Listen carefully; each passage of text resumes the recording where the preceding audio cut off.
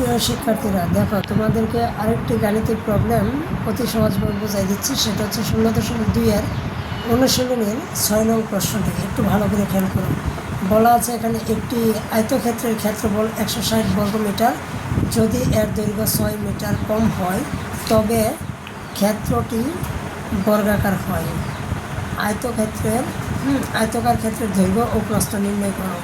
যাই হোক, আমি প্রশ্নটি পড়ে যে বিষয়টা অত্যন্ত গুরুত্বপূর্ণভাবে তোমাদেরকে গুরুত্ব দিচ্ছি সেটা হচ্ছে ক্ষেত্রফলটা বলা আছে 160 বর্গমিটার আর দৈর্ঘ্য বলা আছে 6 মিটার কম।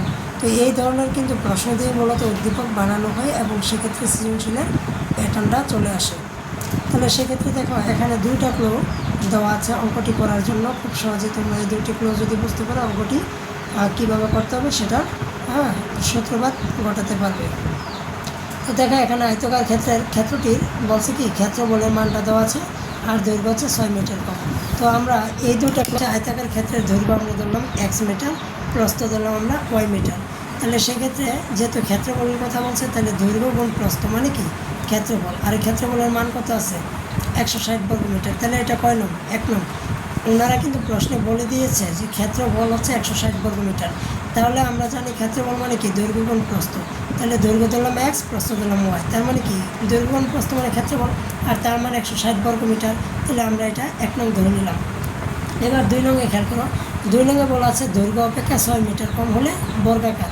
তার মানে দৈর্ঘ্য যদি x হয় আর 6 মিটার যদি কম হয় সেটা বর্গাকার। বর্গাকার মানে কি প্রস্থের সমান হবে। তার মানে দৈর্ঘ্য আর প্রস্থ সমান হলেই বর্গাকার বলা যাবে। আরেকবার বলছি, দৈর্ঘ্য আর প্রস্থ যদি সমান হয় তাহলে বর্গাকার বলা যাবে। কারণ দৈর্ঘ্য বলছে 6 মিটার কম হলে প্রস্থের সমান হবে। এটার অর্থই কিন্তু বর্গাকার। ঠিক আছে, বর্গাকার বললেই তোমরা এইভাবে করবে যে দৈর্ঘ্য থেকে 6 মিটার কম হলেই যেহেতু বর্গাকার তার মানে প্রস্থের সমান। আচ্ছা যাই হোক, এই ক্লুটা পাইলাম দ্বিতীয় অপশনে। তো সেক্ষেত্রে আমি এক্সের এক্স রাখলাম, একটা প্লাসের এর পাশে গেলে মাইনাসের, এটা -6 এর পাশে গেলে প্লাসের। তাহলে এটা কয়লাম 2 নং আর এটা কয়লাম 1 নং। এবার আমরা এটা বীজগণিতের সূত্রের সাথে তুলনা যদি করি তাহলে a - b এর মান কত 6। তাহলে সেক্ষেত্রে যদি আমরা সূত্র লিখি a + b এর হোল স্কয়ার সমান কি a - b এর হোল স্কয়ার + 4ab। আরেকবার বলছি, a + b এর হোল স্কয়ার সমান হচ্ছে a - b এর হোল স্কয়ার + 4ab। ঠিক আছে, তাহলে a + b এর হোল স্কয়ার রেখে দিলাম আর a - b এর মান দেওয়া আছে, অর্থাৎ x - y এর মান আমরা এখানেই পেয়েছি, সেটা হচ্ছে কি 6। তাহলে দেখো x - y এর মান আমি 6 বসে দিলাম, তার উপরে কি আছে স্কয়ার প্লাসের প্লাস 4 এর 4।